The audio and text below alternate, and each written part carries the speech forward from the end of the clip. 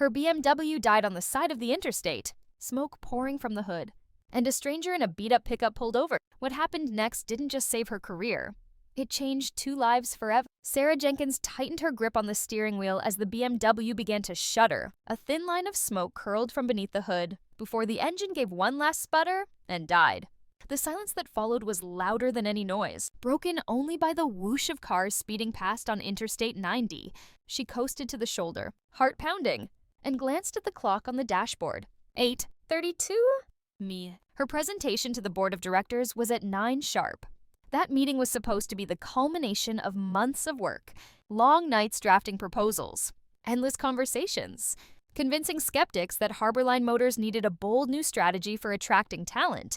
If she pulled it off, the funding would change not only the company's future, but her own place in it. If she failed, everything she had built these last 5 years could crumble in one humiliating morning. Sarah reached for her phone, her hand trembling slightly as she dialed roadside assistance. She listened as the operator explained almost apologetically that a tow truck couldn't arrive for at least an hour.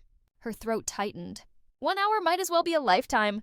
She leaned back against the leather seat, closing her eyes, fighting back the sting in her eyes. The image of herself polished, confident, in control unraveled with the smoke rising from her car. She tugged at the silk scarf, chosen to project authority and grace, tied neatly around her neck. Now it felt suffocating. She loosened it, exhaling as if the air itself carried disappointment. A calendar alert buzzed from her phone, a cruel reminder that in less than 30 minutes, the board would be assembling in the glass-walled conference room downtown. Waiting for her, traffic roared on.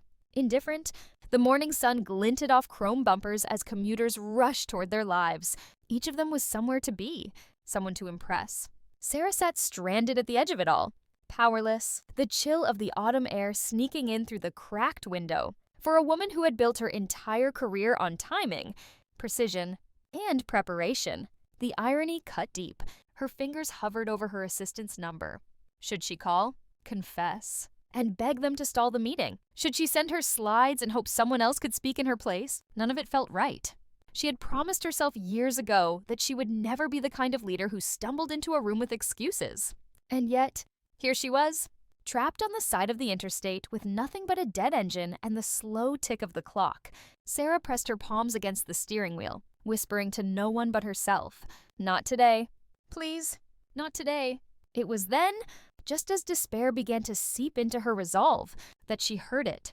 The crunch of gravel beneath tires, the subtle shift in the air as another vehicle slowed behind her, a shadow stretched across the rear window. Sarah's breath caught, her pulse quickening as she realized she was no longer alone on the road. Sarah's eyes flicked to the rearview mirror, her pulse still racing as the sound of tires crunching over gravel grew louder. A truck had pulled up behind her, a Ford pickup, weathered and faded, the kind of vehicle that had seen years of sun and storms. Its paint was no longer glossy, but there was something steady, almost reassuring, in the way it idled patiently behind her stalled BMW. The driver's side door creaked open, and a man stepped out. He was tall, broad-shouldered, dressed in worn jeans and a simple gray t-shirt. There was nothing polished about him. Nothing that belonged to the fast-moving corporate world Sarah inhabited. And yet, the way he carried himself, calm, unhurried, held an authority all its own. Sarah's first instinct was caution.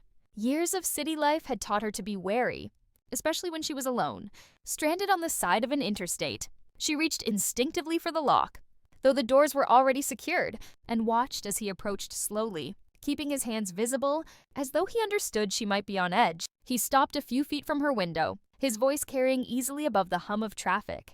"Morning. Ma'am, looks like you're in a bit of trouble. Want me to take a look under the hood?" His accent carried the softness of the Midwest, warm and unpretentious.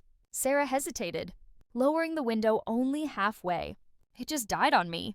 I called for a tow, but they said it would take at least an hour." She hated how small her voice sounded, how exposed she felt admitting she was powerless in this moment. The man gave a single nod, his expression neither pitying nor impatient. "Name's Ethan Miller. I've spent most of my life working with engines. Could be something simple. Mind if I check?" For a moment, she studied him, weighing his words against the reality of her situation.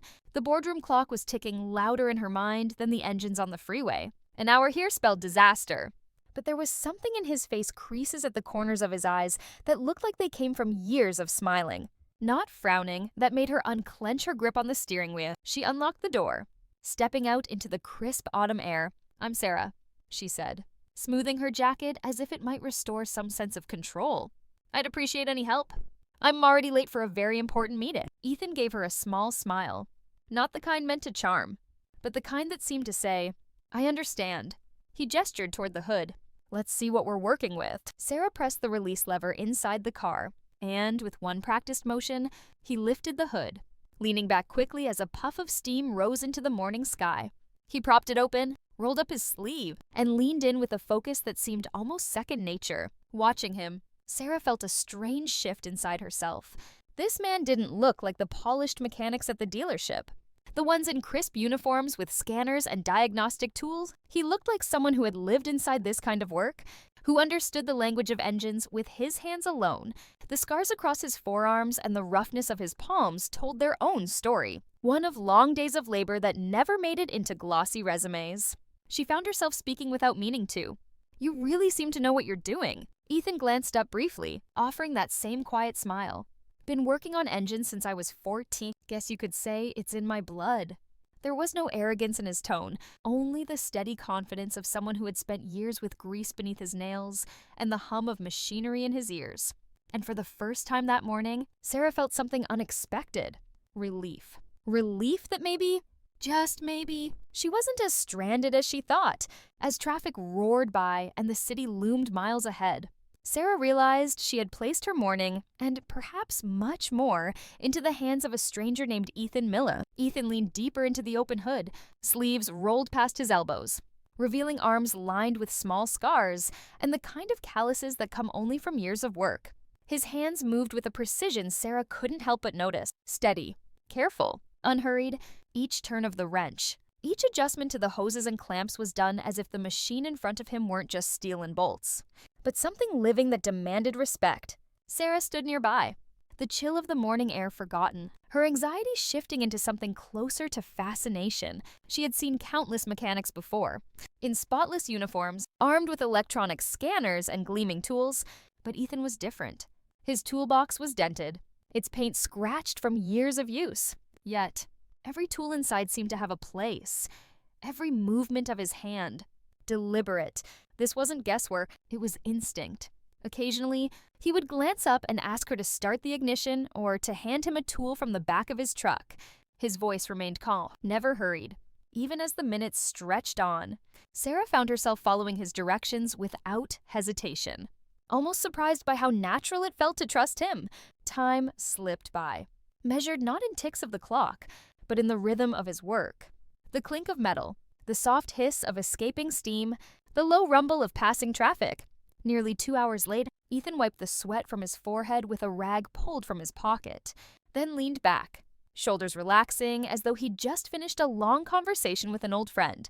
"All right," he said, lowering the hood with a decisive click. "Give it a try now." Sarah slid into the driver's seat, turning the key with a breath she didn't realize she was holding. The engine roared to life. Smooth, steady, stronger than it had sounded in weeks. Relief surged through her chest, so sharp it almost felt like laughter. She stepped out quickly, her heels crunching on gravel, gratitude spilling out before she could contain it. "You saved me," she said, voice trembling between exhaustion and awe. "I don't even know how to thank you." She reached for her purse, pulling out her wallet with quick, purposeful hands. "Please, let me pay you for your time. At least let me cover something." She held out a stack of bills, the gesture firm, almost pleading. But Ethan shook his head, raising his palm with quiet finality. "No need," he said, his tone gentle but resolute. "I'm just glad I could help." Sarah blinked, caught off guard. Few people in her world did anything without expecting something in return. The corporate circles she moved in ran on transactions, favors, money, influence. Yet, here was this man who had spent 2 hours on the side of a highway with her, asking for nothing. Her hand faltered, the bills still hovering between them. "But you've saved me hours of chaos, maybe even my career. It's the least I can do." For the first time, Ethan's expression softened into something almost playful. He glanced at his wristwatch. an old scratched piece that seemed completely out of place on him, and chuckled. Well, he admitted, I haven't had breakfast yet, and I need to pick up my daughter soon. Truth is, I'm a little hungry. Sarah paused, her purse still open, when she suddenly remembered the sandwich she had packed for herself that morning, turkey and avocado on thick artisan bread, wrapped neatly in parchment. She pulled it out, holding it out to him almost shyly. It's not much, she said, but it's fresh. Would you take this? At least. Ethan looked at the sandwich as though it were something far more valuable. He accepted it carefully, almost reverently, and met her gaze with eyes that carried both gratitude and sincerity. That, he said, is more than enough. And in that small, ordinary exchange, one car repaired, one sandwich shared, Sarah felt the strange certainty that something extraordinary had just begun. Sarah stood there for a moment longer, watching as Ethan carefully unwrapped the sandwich, his hands moving with the same quiet precision he had used on the engine. Something about the way he accepted it, as if it were a gift far greater than its humble appearance, touched her deeply. She slipped a business card from her wallet and held it out, her voice soft but deliberate. If you ever need anything at all, please call me. I work at Harborline Motors. Ethan tucked the card into the pocket of his faded shirt with a polite nod. You better get moving, he said, gesturing toward her car. That meeting of yours won't wait forever. His tone wasn't teasing, but it carried a warmth that made Sarah smile in spite of her frazzled nerves. She thanked him again, climbed back into her BMW, and merged onto the interstate, glancing once in the rearview mirror. Ethan was standing by his truck, the sandwich in hand, watching until she disappeared into traffic, all through the afternoon, through hurried conversations with her assistant, the rescheduled presentation, and the applause of the board when her strategy finally won approval.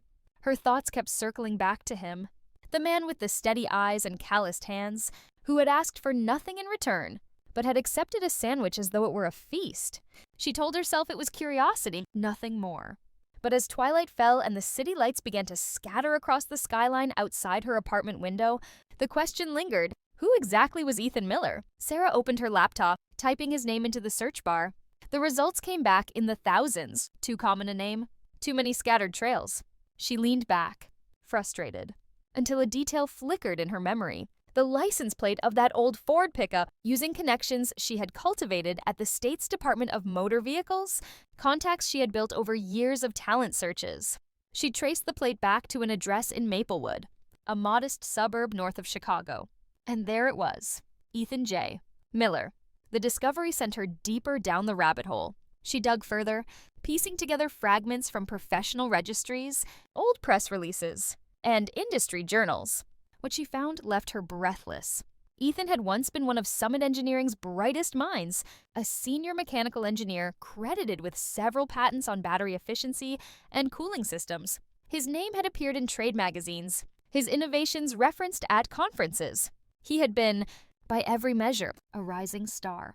And then, just 3 years ago, the trail stopped. His name vanished from company rosters, from technical papers, from the glossy announcements of promotions and awards. At first, she thought perhaps he had been laid off, but a local news article revealed a different truth. Sarah leaned closer to the screen as she read the small story tucked in the archives of a community newspaper. Local engineer leaves Summit to care for young daughter after losing wife to cancer. The photo accompanying it was simple but arresting. Ethan, younger, holding a little girl in his arms. His smile faint but steady, his eyes fixed on the child as though she were the only thing tethering him to the world. The caption identified her as Maya, then just 5 years old. His wife, Clara, had succumbed to pancreatic cancer after a short, brutal battle. Sarah felt her throat tighten as she traced the outline of his face in the grainy picture. Suddenly, the scars on his hands, the weariness behind his smile made sense. He hadn't been a drifter or an idle mechanic. He had been a man who chose his daughter over ambition, love over accolades. In a world where so many chase power and prestige, Ethan had walked away from it all to be a father. As she closed her laptop, Sarah sat in silence, the city humming outside her window. She had spent her career finding talent, matching people with opportunities. But something about this discovery felt different. Ethan wasn't just another resume. He was a reminder of what it meant to sacrifice, to love, to persevere. And though she couldn't explain why, she knew one thing for certain. This wasn't the last time their paths would cross. The next morning, Sarah found herself driving north toward Maplewood. The address she had jotted down the night before sat on the passenger seat beside her. She told herself it was professional curiosity that Harborline Motors desperately needed someone of Ethan's caliber, but she knew that wasn't the whole truth.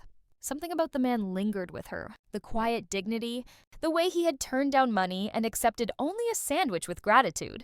She wanted to understand him. Not as a resume, but as a person. Oakwood Gardens wasn't the kind of place Sarah usually found herself in. Modest brick buildings lined the street with bicycles chained to railings and laundry fluttering faintly in the breeze from narrow balconies. She parked and took a breath, feeling a twinge of self-consciousness as she stepped out in her tailored blazer and polished shoes. For a woman who spent her days in gleaming corporate towers, the contrast was stark. When she knocked, the door opened to reveal a glimpse of a simple but well-kept apartment. Bookshelves sagged under the weight of engineering manuals and children's stories. On the small kitchen table, a math workbook lay open beside a glass of orange juice, and there was Ethan, bent slightly over his daughter's shoulder, pointing out numbers with a patience that softened his features. The girl looked up first. She couldn't have been more than 8 years old. Her hair pulled back in a neat ponytail, her eyes wide with curiosity. "Daddy?" "Someone's at the door." Ethan turned, surprise flashing across his face as he saw Sarah standing there. "Miss Jenkins," he said, his voice roughened with disbelief. "Sarah, please," she corrected gently, offering a smile that she hoped bridged the sudden awkwardness. Her gaze shifted to the girl, who had hopped down from her chair and was studying her boldly. "And who is this?" "I'm Maya," the child announced proudly, her voice bright. "Daddy can fix anything. He fixed a car before my mom went to heaven. He can fix anything." Sarah knelt so her eyes were level with Maya. "I believe that," she said softly. The words carried more weight than she expected. She rose again, turning to Ethan, who now stood with his arms folded, wary, but not unkind. "I'm sorry for showing up unannounced," she began. "But after yesterday, and after learning more about you, I couldn't let it go. You were a senior engineer at Summit. You hold patents that people in my company still talk about, and then you disappeared." Ethan's jaw tightened. "That was a long time ago." "I know," Sarah said quickly, "and I know why. I read about Clara, about Maya. I understand why you left. But Ethan, the world still needs what you can do. Harborline needs it." She paused, choosing her words carefully. "We've launched a flexible work initiative, remote options, shorter core hours, room for family priorities. It was designed for people exactly in your situation. You wouldn't have to choose between being a father and being an engineer." For the first time, his guarded expression flickered. She had touched something, though, whether it was interest or pain, she couldn't tell. Maya tugged at his sleeve. "Daddy, does this mean you'd get to build cars again?" Ethan looked down at her, then back at Sarah. Silence stretched between them, filled with the hum of a refrigerator and the faint laughter of children playing outside. "Finally," he said quietly, "I walked away from that world for a reason. I won't put Maya second." "You won't have to," Sarah replied, her voice steady, almost pleading. "That's the point. You'd be showing her not just what you can build, but what second chances look like." Ethan stood in the doorway long after Sarah had finished speaking, his broad frame filling the narrow hall. His arms were still crossed, but there was a flicker in his eyes, a conflict she couldn't quite name. "I appreciate what you're saying," he began slowly, "but I left that world for a reason. The deadlines, the travel, the pressure. It doesn't leave much room for being a father. Maya's my priority. She always will be." Sarah nodded, her voice soft but firm. "That's exactly why I came. Ethan, we built this program for people like parents who can't afford to trade family for career. 3 days in the office, 2 days at home, core hours that end before school lets out, and time off when you need it without penalty. You wouldn't be sacrificing Maya for Harborline. You'd be teaching her that life doesn't end with loss. It can begin again." His jaw tightened and he looked away, staring at the floor as if the worn carpet might offer an easier answer than she did. Maya, who had been listening intently, tilted her head up at him. "Daddy," she said, tugging at his hand, "I think you should try. You always look happiest when you're talking about engines, and I want to see you happy again." The words landed heavier than Sarah could have managed with all her practiced persuasion. Ethan closed his eyes for a moment, and when he opened them, there was no hiding the emotion there. He crouched down so he was level with his daughter. "Maya, you know, things might change. I'd have to work more. You would have to stay with Mrs. Henderson after school some days. Are you sure that's what you want?" The little girl nodded with the certainty only children can carry. You fixed her car yesterday. You can fix anything. Maybe this will fix us. 2. Ethan let out a breath that sounded almost like surrender, almost like relief. He rose and looked at Sarah again. I won't make promises I can't keep, but I'll hear them out. 1 interview. That's as far as I'll go. Sarah's smile broke across her face. Not triumphant, but warm, filled with genuine gratitude. That's all I ask. Tomorrow morning. I'll send you the details. You don't have to decide anything until you're ready. For the first time since she arrived, Ethan's expression softened. He extended his hand, rough and scarred. The same hand that had brought her car back to life. She took it without hesitation. And for a moment, there was no boardroom, no deadlines, only 2 people standing in a modest apartment, bound by the possibility of something new. As she left, Maya leaned out the doorway, waving with a grin. Good luck, Miss Sarah. Daddy's the smartest engineer in the world. Sarah laughed, the sound echoing down the stairwell, and thought to herself that maybe, just maybe, the little girl was right. The following morning, Ethan stood outside the glass and steel headquarters of Harborline Motors, his reflection staring back at him in the polished surface. He tugged at the knot of a borrowed tie, the fabric stiff against his throat, and drew in a slow breath. 3 years had passed since he'd walked away from this world. In those years, he had patched leaky sinks, fixed neighbors' cars, done odd jobs to keep Maya clothed and fed. But here, on the threshold of the corporate skyline, he felt like an imposter in the only suit he owned. Inside, Sarah was waiting. She greeted him with that same calm warmth she'd carried into his apartment, her presence softening the edges of his nerves. Ready? She asked quietly. As I'll ever be, he muttered. Though his chest was pounded, she led him into a conference room where 4 executives sat around a long table, 2 project managers, the chief technology officer, and Harborline's head of engineering. The air was thick with the kind of formality Ethan had nearly forgotten. He shook their hands, his grip firm, then settled into the chair across from them. The questions began predictably. His past roles at Summit, his patents, his years of hands-on work. At first, his answers were clipped, cautious, as though he were testing the waters. But as the conversation shifted to engines, to systems and solution, something inside him loosened. The nervous father in the suit began to fade, replaced by the engineer who had once stayed up until dawn, sketching designs on napkins. His voice grew stronger, his eyes brighter. When the CTO leaned forward and asked, "What improvements would you prioritize for the next generation of electric sedans?" Ethan paused only long enough to request a marker. He rose, moved to the whiteboard, and began to draw lines, arrows, numbers. His hand flew with the precision of a man who'd carried this idea for years. He outlined a new battery configuration. 1. Designed to increase efficiency while reducing overheating, a balance that had eluded manufacturers for months. The room fell silent as he explained the mechanics, his voice low and certain, punctuated only by the squeak of the marker. When he stepped back, the board was filled with diagrams. His sleeves rolled past his elbows, his face lit with the quiet fire of someone speaking his true language. For a long moment, no one spoke. Then the head of engineering leaned forward, eyes sharp with interest. You developed this on your own. Ethan nodded, suddenly self-conscious. Mostly as a thought experiment. I still keep up with the journals. Sometimes I work on ideas after Maya goes to bed. The CTO exchanged a glance with Sarah, who sat at the edge of the room. Her lips curved in the faintest smile. The tone of the meeting shifted instantly from evaluation to collaboration. They asked questions not as skeptics, but as colleagues. Ethan found himself in a spirited discussion about timelines and production challenges, and for the first time in years, he wasn't just surviving, he was alive. 2 hours later, the meeting ended as he stood. The CTO shook his hand firmly. Mr. Miller, we still have candidates to interview, but I'll be honest, this is the kind of breakthrough thinking Harborline needs. You'll be hearing from us very soon. Sarah walked him back to the lobby, her expression radiant with quiet triumph. I told you, she said softly. You belong here. Ethan exhaled, his pulse still thrumming, but in his chest bloomed something he hadn't felt in a long time. Hope.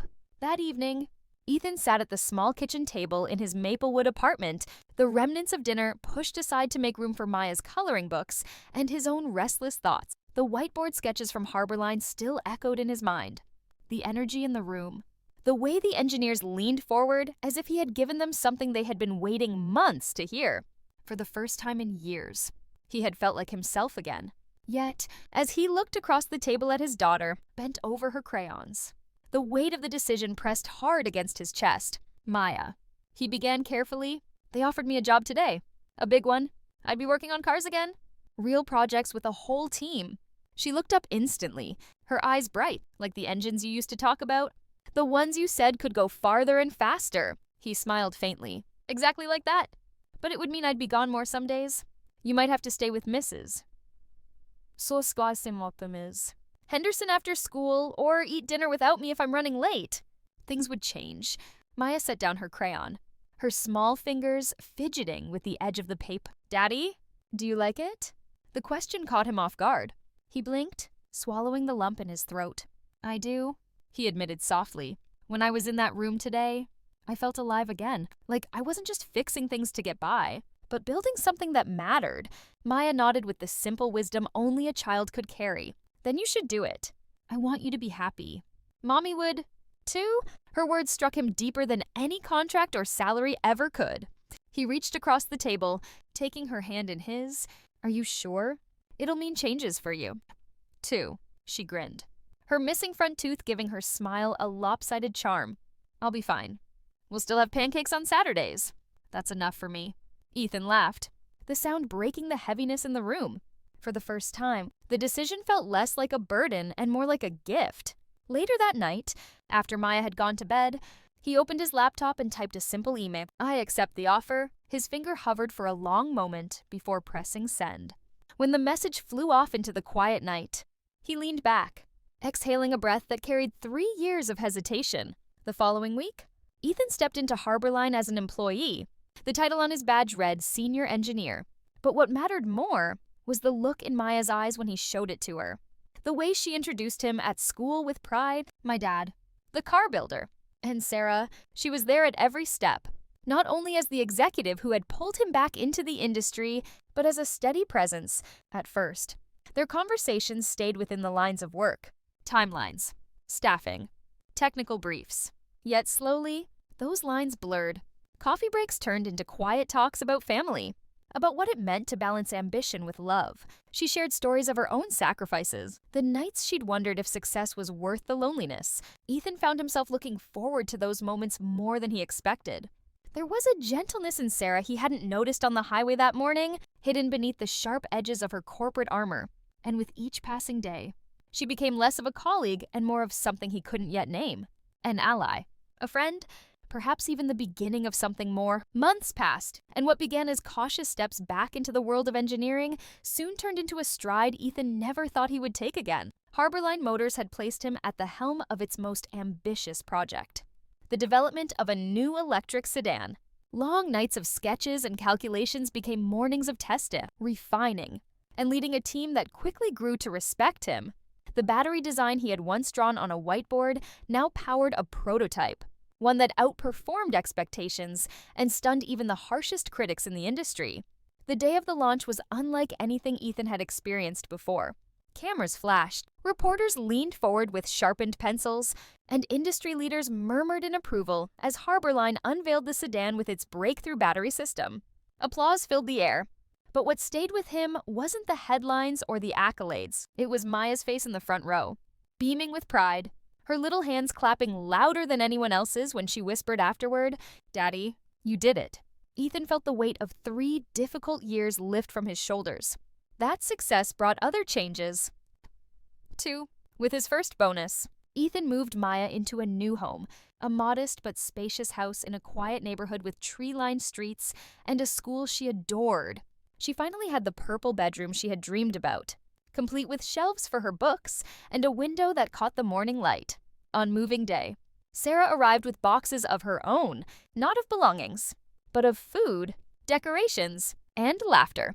She insisted on cooking their first dinner in the new kitchen, filling the house with the aroma of roasted chicken and fresh bread, and for the first time in years, Ethan felt the comfort of a home that hummed with warmth rather than silence. Sarah's presence became a steady part of their days. At first, it was practical meeting, project deadlines, the push to keep Harborline ahead of competitors. But outside the office, she slipped seamlessly into Maya's world, helping with school projects, cheering at soccer games, teaching her how to braid her hair. Maya adored her. And Ethan often caught himself watching the two of them together, a bittersweet ache swelling in his chest. He saw in Sarah's gentle encouragement the echoes of Clara, and yet there was something wholly new. 2. Something that made the apartment's old emptiness feel like a life he had left behind. Their evenings on the porch of the new house became a quiet ritual. After Maya was tucked into bed, Sarah would often linger, sharing a glass of wine while Ethan recounted the small victories and frustrations of the day. They laughed easily, but sometimes their conversations deepened, touching on loss, on resilience, on what it meant to start again. In those moments, Ethan felt a closeness that went beyond friendship. A bond built not just on gratitude or work, but on trust and shared understanding. He didn't call it love, not yet. But as Maya's laughter rang through the new house and Sarah's hand brushed against his on the porch rail, Ethan began to believe in something he had almost given up on. A future not defined by what he had lost, but by what he was slowly, quietly building again. 1 year later, the grand ballroom of Chicago's finest hotel shimmered with light as Harborline Motors celebrated its most successful year in decades. At the center of it all stood Ethan Miller, no longer the man in worn jeans on the side of the highway, but Harborline's director of electric engineering, the mind behind a battery design that had set new standards across the industry. His name was spoken with respect, his innovations applauded by peers and competitors alike. Yet, when he looked out across the sea of black suits and sequined gowns, what anchored him was not the recognition, but the two faces that mattered most. Sarah stood beside him, elegant in a deep navy dress, her hand brushing lightly against his arm, as if to remind him she was there. Maya, now 9, twirled proudly in her own dress. Her hair curled into soft waves that made her look older than she was. She beamed up at her father when the CEO called his name from the stage. "Daddy, that's you," she whispered, eyes wide with pride. As Ethan stepped forward to accept the award, the applause echoing through the ballroom, he caught sight of Sarah in the crowd. She wasn't just smiling, she was radiant.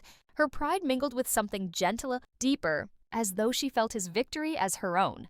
And in that moment, Ethan understood this wasn't just about engines or patents, or even redemption. This was about the people who had walked beside him, who had helped him believe again. The next morning was quiet in comparison. Sunlight filtered into the kitchen of their Maplewood home, the air warm with the smell of butter sizzling on a pan. Ethan stood at the stove flipping pancakes, Maya at the table arranging plates with careful precision, and Sarah slicing fruit with the ease of someone who belonged there. "Can we make sandwiches, too?" Maya asked between bursts of laughter, because sandwiches are kind of our family's lucky charm. Ethan paused, spatula in hand, and glanced at Sarah. Their eyes met across the small kitchen, and they both smiled, remembering the day a broken-down BMW and a simple turkey sandwich had brought them together. "You're right, sunshine," he said. Setting another pancake onto the growing stack, sandwiches did change everything. Sarah leaned against the counter, her voice playful but warm. Who knew a sandwich could build a career, save a company, and make a family? Maya giggled, her legs swinging under the chair. "Then we should make them every week." Ethan laughed, pulling her into a hug as she hopped down from her chair. He looked at Sarah, who had moved closer, her hand resting lightly on his shoulder. In her eyes, he saw not just admiration, but partnership, the kind that extended beyond boardrooms and deadlines into kitchens and quiet mornings. He realized then that the life he thought had ended with Clara's passing had, in truth, only been waiting for this second chance. A chance wrapped not in grand gestures, but in small acts of kindness. A man stopping on the highway, a woman offering her trust, a child reminding them both of joy. As they sat down together, pancakes steaming, fruit glistening in the morning light, Ethan felt it settle in his chest. The certainty that he had found not just his place in the world again, but his home. And it had all begun with nothing more than a sandwich shared between strangers, now remembered by a family